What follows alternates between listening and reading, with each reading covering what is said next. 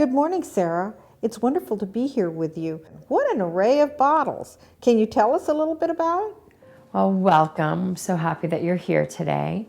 I have been perfuming for over 20 years, and what you're seeing behind me is called a fragrance organ.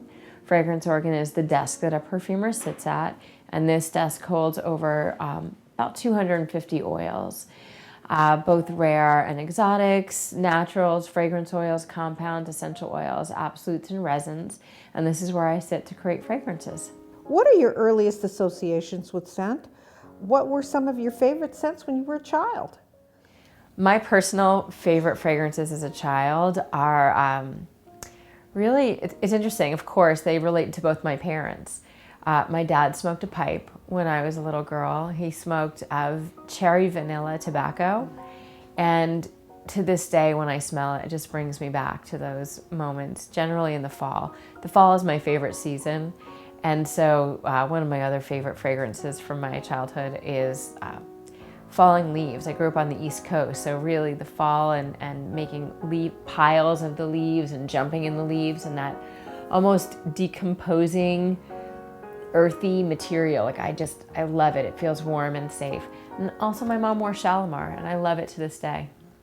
When did you know you wanted to be a perfumer?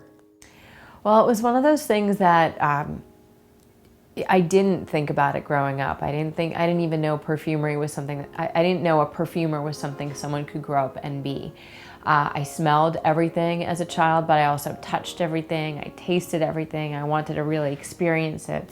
I was very sensual, involved in all of the senses.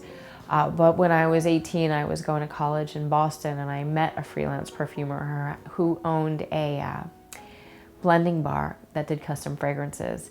And when I walked into that space, it was my life before that day and my life after that day, although I didn't know it at the time, and that's when I knew. Did you study perfumery at school? Not as a child, although I've been doing this now over 20 years. So I am self-educated. I've read everything I can on perfumery, but over the years, through a lot of persistence and some people would say stubborn persistence, I've forged and maintained some amazing relationships with fragrance houses. And over those years, they allowed me to come into their labs, two in particular, and allowed me to have brief apprenticeships so I can see sort of the back end of the fragrance industry and what goes into creating compounds as well. Do you believe that perfumery can be taught, or is this something that's a talent that you're born with? I think it's both. I definitely think it's both. There is so much to learn, and there's so many amazing perfumers that are teachers.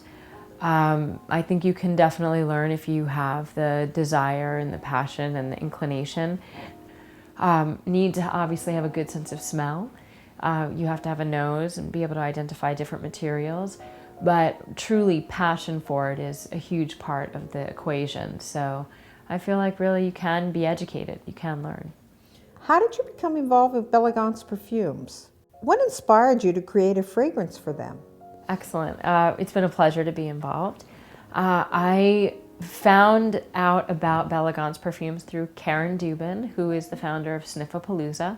I've known her for years and participated in Sniffapalooza, and she introduced me to Gordon and Carmen Shea, who had also a passion for fragrance and had a vision for a fragrance to be created.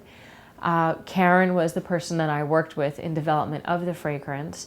She was the muse and had painted a beautiful, very romantic picture of a very sensual fragrance, a very sensual experience.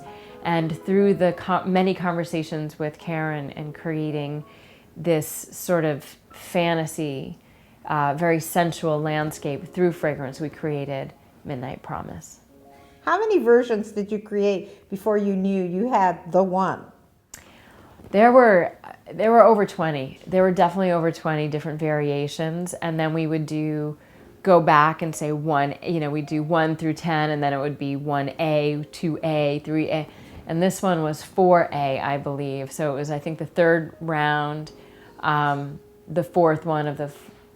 It took years, actually. We were working on it for years, so there was over 20 different submissions. And this is the one through, as you know, focus groups through Sniffapalooza and a lot of different noses involved, we created this fragrance. What was the mood you were trying to evoke with Midnight Promise? Do you think you achieved it? That's an excellent question as well. The mood is sensual and grounded. So this fragrance it's an oriental fragrance. It's definitely an incense heavy, smoky, rich, deep fragrance.